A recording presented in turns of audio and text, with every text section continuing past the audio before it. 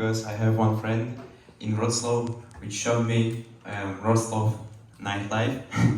And yeah, today I want to speak with you regarding one interesting feature which as I see, is not really raised on some new projects or projects that upgrade to Rails 7.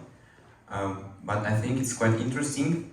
This is called async in Rails 7, which was recently released. Yeah, let's see and find these examples. This is a really simple example of controller index. We have 3 instances to load. As I think in some applications it's a usual situation when we need to load users' applications and invoices and just show and render it on the view. And as you can see, we have these 3 models, and they're pretty straightforward what's going on here. A user, they have apps and invoices, and we need to show and render it on the view. And yeah, how to configure this load async? I think we need to set up this async query executor. We have 2 options, global thread pool and multi-thread pool.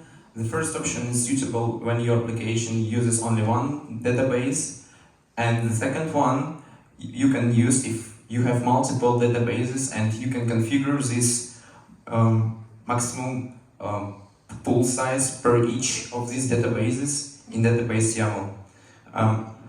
Yeah, let's focus on this example. Why do we need to use this feature? Sometimes it might be really helpful if we have such situation. We have this view, and this view includes these 3 instances. We render them, users, applications, and invoices. And once we reach users, Rails tries to course it to array, and it takes some time to execute users query. Then we convert it to array. Then we reach these apps, and we also make this select query. It takes some time.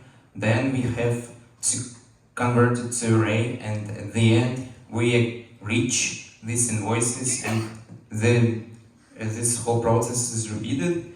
And yeah, we make it step by step, and if we have 1 second per each query, it will take in general 3 seconds.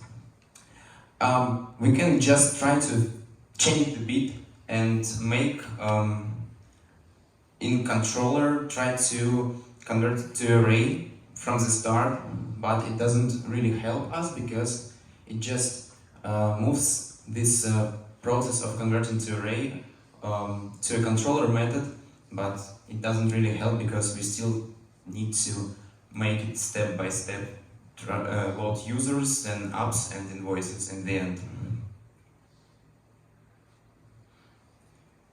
Okay, and now if we use load async, how it will work? We use this load async method, and once we have this view and we reach users, we still have to wait once users loaded, but at this time we also simultaneously load these applications and invoices, and once we reach these applications on the view and invoices, they are already loaded. So if each request takes 1 second, in the best case it will take as well 1 second to load all of the 3 instances. And I really want to that some people, they would use this feature and share with your experience. This is quite interesting because this feature was released, I don't know, several months ago, maybe 6 months ago, but I didn't face it on any projects, or I don't hear that people talk regarding that, and for me it will be really interesting to discuss this, and probably that someone shares this experience.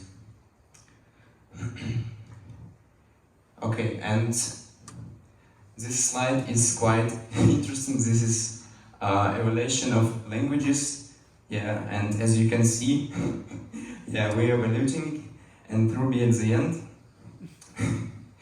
Yeah, thank you for this. Yeah, thank you for your time, and please try out this feature and share with your experience.